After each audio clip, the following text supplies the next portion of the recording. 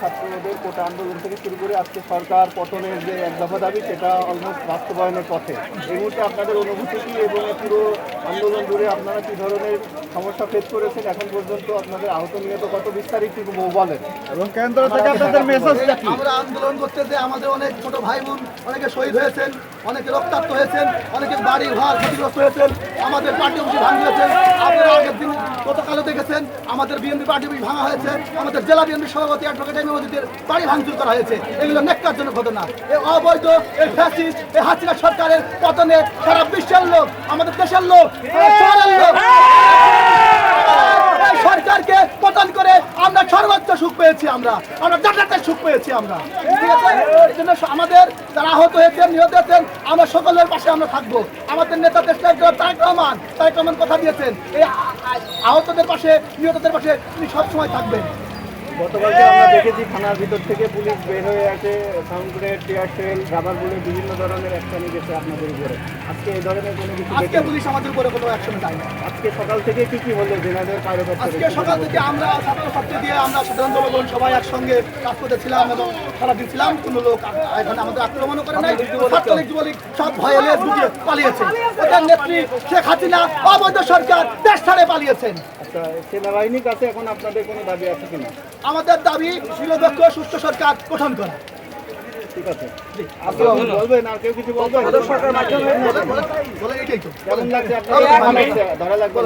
আমি ইউপি সদস্য, জেলা যুবদলের সভাপতি।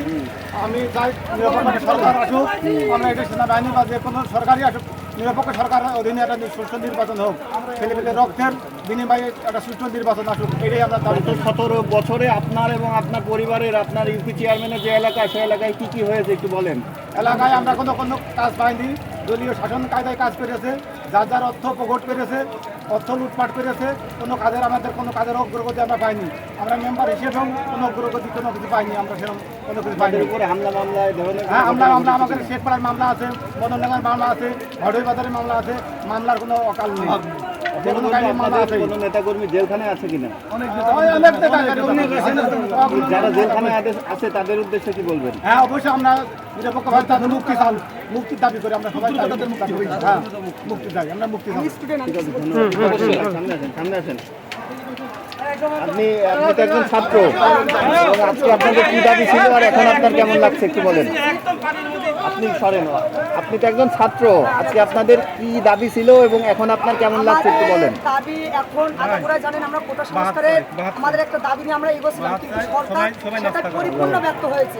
এবং তারপরে আমরা এখন একটাই দাবি দিয়েছি, এই স্বৈরাচার যে আমরা ছাত্র, আমাদের অধিকার যে সরকার দিতে পারবেন আমরা তাকে চাই না। আমরা একজন নিরপেক্ষ মানুষ, আমরা চাই আমাদের অধিকারটা আমরা পাই। আমরা কোনো সরকারকে ভালো জানি না, কোনো সরকারকে খারাপও জানি না।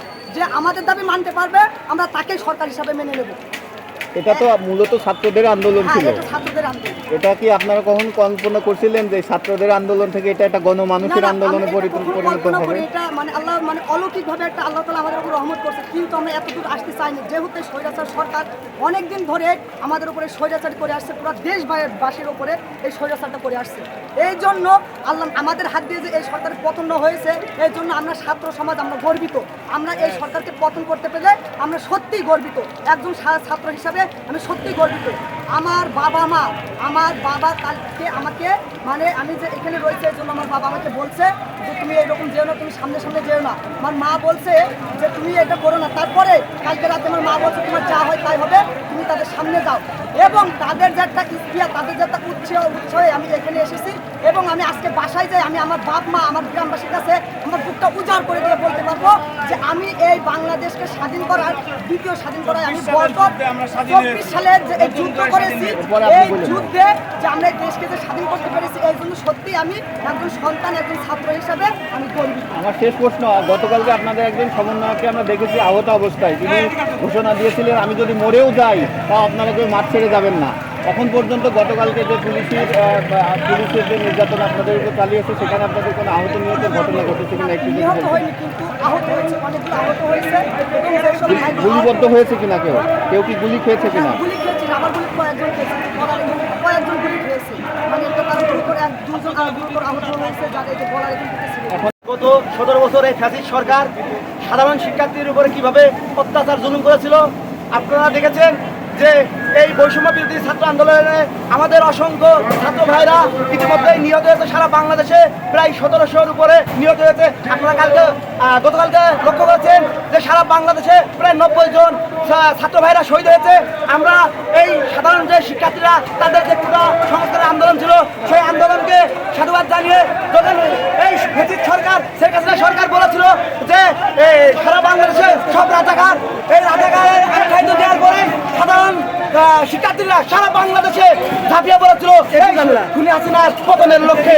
তারই ধারাবাহিকতায় যে বৈষম্য বিরোধী ছাত্র আন্দোলন ছাত্র সমাজকে এই ফ্যাসিস্ট সরকার পতনের জন্য ডাক দিয়েছিলেন। আমরা জাতীয়তাবাদী ছাত্র দল এই বৈষম্য বিরোধী ছাত্র দলের সাথে থেকে শান্তিপূর্ণভাবে এই ঝিনাইদহের রাজপথকে আমরা দখল করে শান্তিপূর্ণভাবে এই ঝিনাইদহ থেকে আমরা স্বাধীন করেছি এবং এই খুনি হাসিনার পতন করিয়ে ইনশাল্লাহ আমরা ঘরে ফিরেছি।